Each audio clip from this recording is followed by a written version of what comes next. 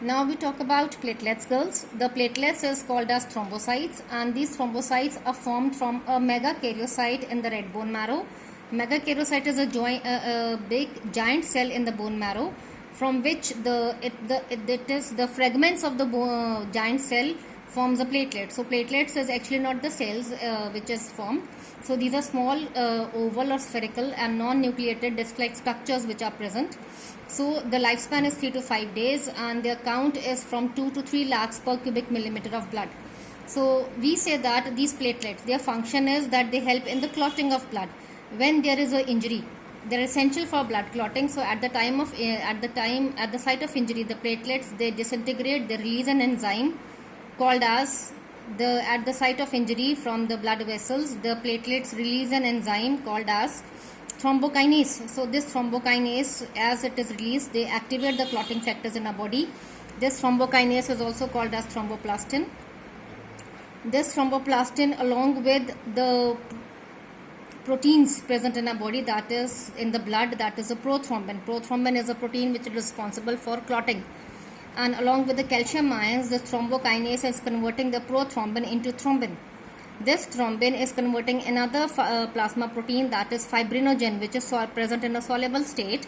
Along with thrombin, this fibrinogen and the calcium ions, this fibrinogen from the insoluble state is converted into insoluble state, that is fibrin.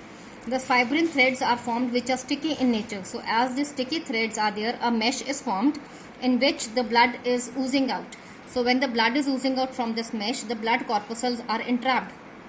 They entrap the blood cells from the mesh and they form a clot. Clot is also called as a thrombus, and from this thrombus, liquid is oozing out, that is pale yellowish color, that is called as serum.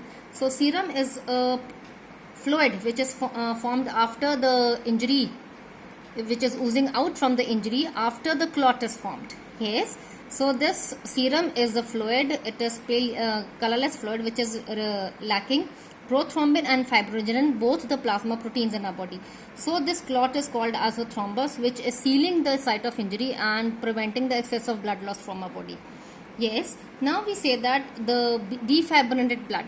Defibrinated blood is the blood which is taken from the body, and this is just taken in a test tube, and this collected blood, when it is having the serum and the blood cells, but it is losing the fibrinogen protein. So this fibrinogen protein, which is removed by stirring mechanism, is still red in color. It is not the serum pale yellowish color. So in the absence of fibrinogen, the blood does not clot. The blood blisters are the reddish spots which are formed due to some injury in which the capillaries under the skin are ruptured and the damage, and the blood oozes out and the clot is formed, but the skin neither ruptures or not shows any external sign of injury. Thank you so much.